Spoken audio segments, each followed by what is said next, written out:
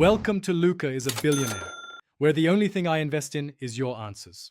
You begin by opening Google Slides, signing in, and choosing a template or blank presentation.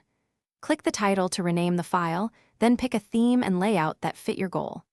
Add or import initial assets, images, shapes, or a PowerPoint so you have content to work with.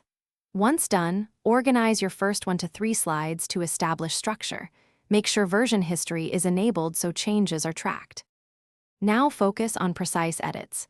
Click text boxes to type, change fonts, sizes, and colors using the toolbar. Adjust alignment for clean rhythm. Insert images, shapes, charts, or videos, and use Arrange to send items forward or backward so layers behave predictably.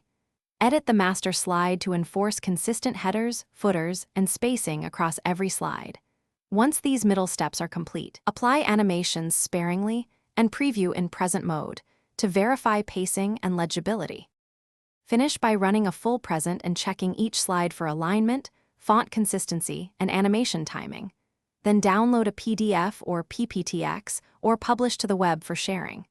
Make sure all links and embedded videos play correctly, and add speaker notes if you'll narrate.